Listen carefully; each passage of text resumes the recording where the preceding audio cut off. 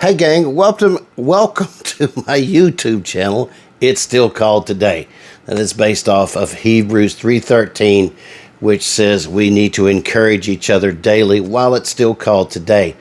This is a segment I do on occasion called Sunday Reflections, and this generally happens when I've been super blessed by something my pastor has said.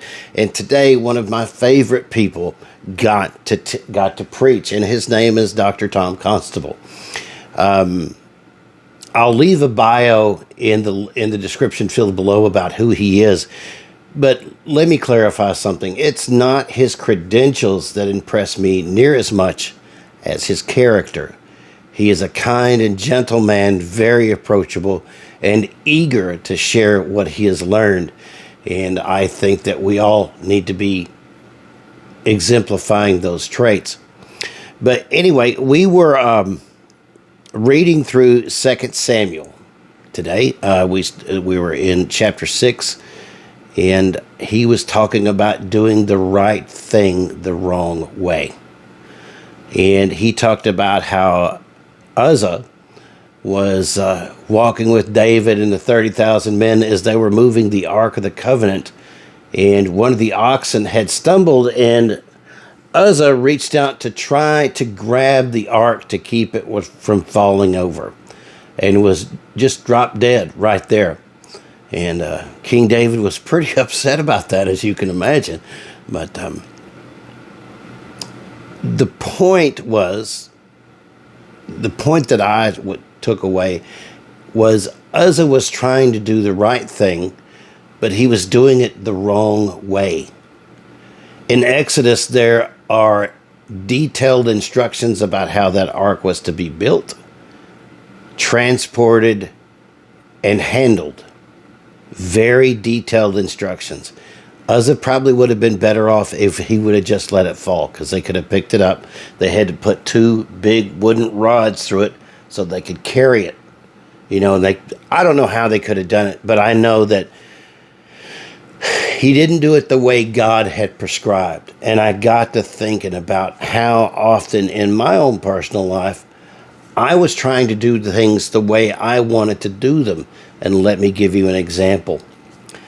When I was married, I used to love to buy my wife flowers and write her poetry and stuff. And I remember one time that I found one of the poems that I had written her just kind of under the bed, unceremoniously.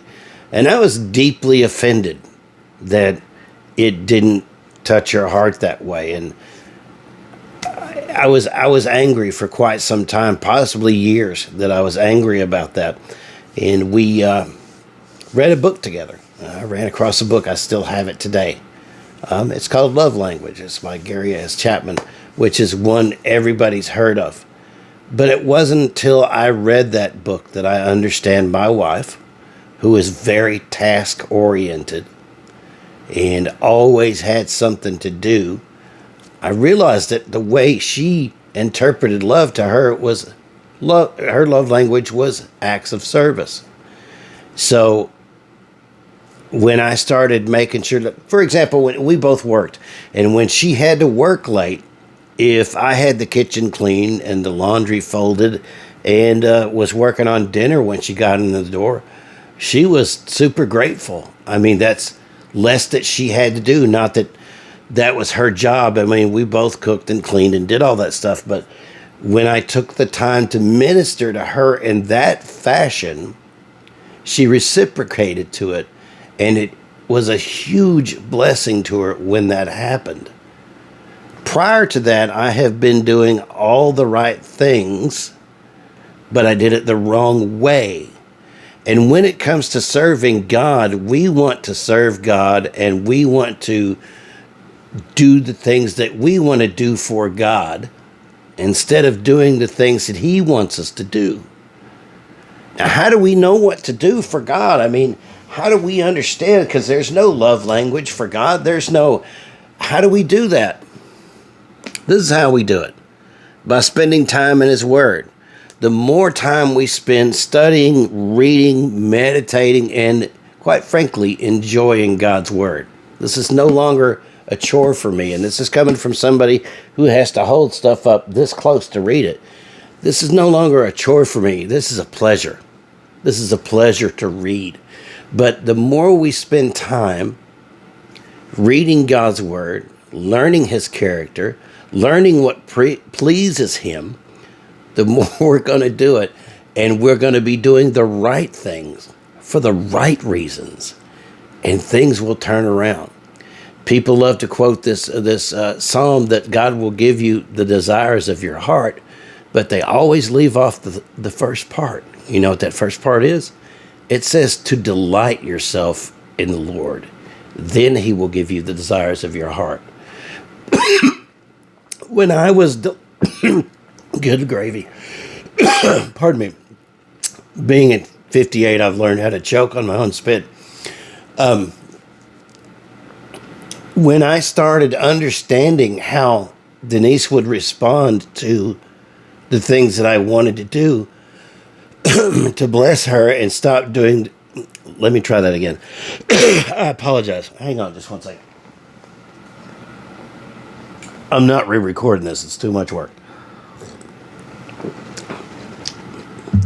When I began to understand the things that my wife responded to, I stopped doing what I thought she wanted me to do and started doing what she actually wanted me to do. And that's what happens when we spend time in God's Word. We stop trying to do for God the things we want to do for God and start doing the things that he wants done for us. And as we delight ourselves in him, our desires change. And then he gives us the desires of our heart. When he becomes our desire, everything changes. But this message just really caught me in a big way. I've got more examples that I could give, but I think you get the point. Dr. Constable did a fine job.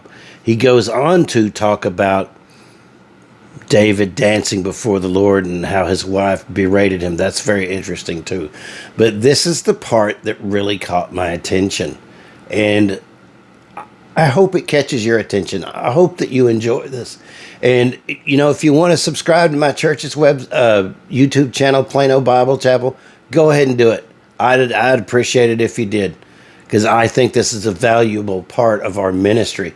And that's one of the reasons I'm sharing it with you. I am blessed to be around all these godly men and women. They have become a huge part of my life, and I'm super grateful to be a part of this church. So I hope you enjoy this. If you want, you can skip the worship. I think this starts like 39 or 30 minutes in, and you can start from there. But I will leave a bio for Dr. Tom Constable below, and I'll leave a link to my second channel if you're interested in those other things. But anyway, thank you guys for watching. I hope you enjoy this. Leave some comments. Share with me what you think. And I finally got the things I need for this. This is my podcast recording machine. And I'm going to be doing a 2-part series on discipleship. I keep my podcast to about 15 minutes. So I hope you'll stay tuned for that. I will be posting it here on the channel. Anyway, God bless. I hope you enjoy this. Thank you for watching, and thank you to all the new subscribers. Have a wonderful day.